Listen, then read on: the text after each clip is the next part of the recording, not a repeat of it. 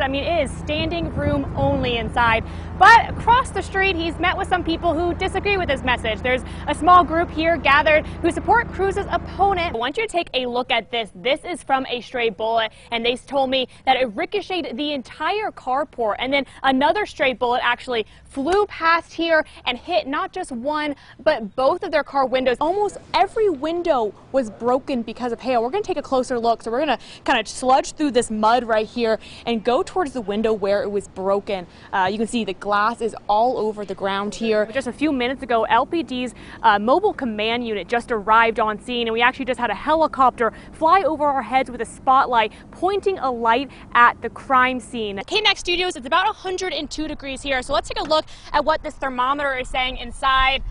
As you can see, it's already reading about 112. Several rooms damaged by smoke, and even more damaged by the sprinkler system that went off to take care of that fire. This fire, it started on one side of this highway and actually crossed its way over to the other side. Piles of wood, piles of metal, and nothing's been done about it for 3 full months, and they hope it's cleaned up soon for the sake of their business. We're actually told that it started across the highway from where I am. It was picked up by the winds and scattered here. Put one of these flyers in y'all's door. I'm looking for my little brother. All right, where next? He's been missing for about 10 days now. Jacob Duffy's family making sure his face is known. Put one on that other door too. As they hang up posters across Levelland in hopes of finding their missing brother. We're gonna find you, Bubba. This doesn't bring you home. I don't know what will. Jacob was about to celebrate his 31st birthday with family, but on September 29th, all communication went silent.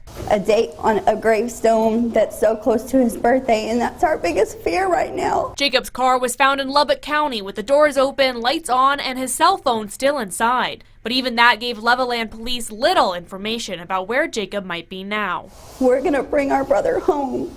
We won't stop. We can't go back to our normal lives until we know that he's home. Police are asking for anyone with any information in this case to call them immediately. Any little bit of piece that we can put with our puzzle will help us. Some little piece that somebody else has might fit with another piece that we already have.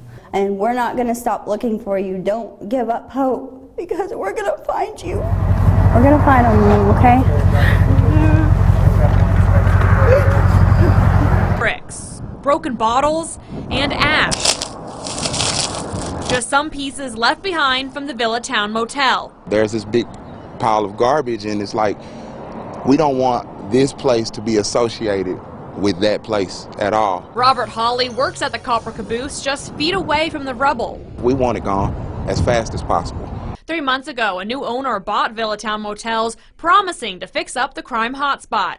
He sold us a dream that said that he was going to do big things over here, but right now we're not seeing anything. And just days later, the place went up in flames. Since that day, almost 3 months ago, nothing has been done to clean up the property.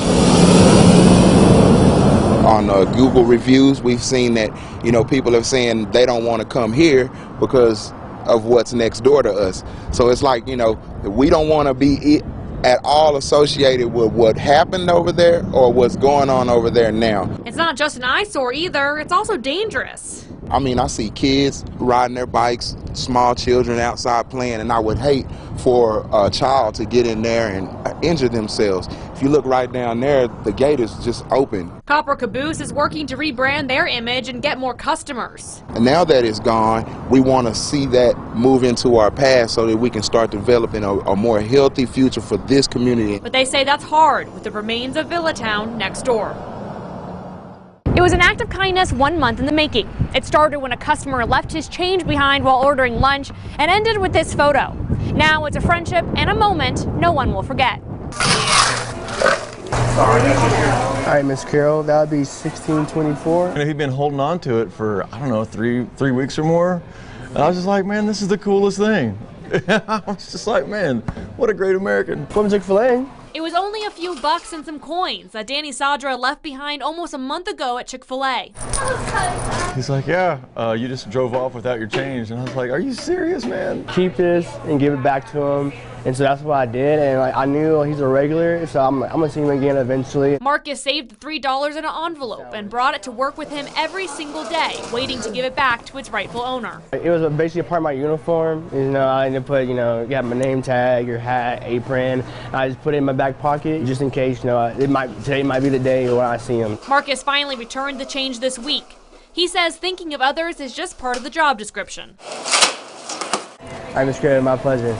I'm called to serve these people well, not just because of my job, but who I am. For Danny, the change didn't really make a difference in his pocket. It was like $3 and some change. That was it. And I never would have missed it. But the thoughtfulness of the employee returning the change was worth way more than the forgotten money. It's like, what a breath of fresh air. It meant that much to him, So it meant even that much more to me. Now, it's a friendship to last a lifetime. Paige Poroso, KAMC News. Well, police are actually considering criminal charges in this case. With more than 5 million views on social media, lots of people are weighing in on who was right and who was wrong. This video reaching more than 5 million people in just a few days. I don't care that y'all are having fun, all right? You just got to clear out of the streets. It started with a planned community water war in this East Lubbock neighborhood. At the car wash, 7-Eleven, throw a lot of water balloons, everybody just get wet and have a good time. But shortly after 7 on Saturday, police responded to several complaints. This is like the 10th time we've been out here today. In a statement from police, it said LPD received more than 50 of those complaints about the block party. I don't care that y'all are doing what y'all are doing, all right? Just let traffic go by. Okay. In police body cam video, officers are seen walking down the streets asking people to get on the sidewalks. Can y'all do me a favor and please stay out of the street, okay? Most listened to the cops. Others refused. 10-4, I just got a lot of non-compliant people. They then soaked the officers with water and threw an object at them. Two perspectives emerging. Some saying that the kids were just having fun. I don't think nobody meant it as any disrespect. The event wasn't for any disrespect, just having a good time. It was a hot day. I figured even the officers would have liked to get a little wet, Others saying they took it a little too far. It is a bucket. It could have hit her. And I'm just being honest. If the bucket would have hit me, I would be upset about that. But in the video, seeing the bucket being thrown, it was a little too much. But, at the same time, though, it was a water fight. And police, well, they're calling it an officer assault. Detectives are now starting a follow-up investigation on a water gun fight that could lead to criminal charges. Tried to tell them nicely to get out of the street, so now people are going to go to jail.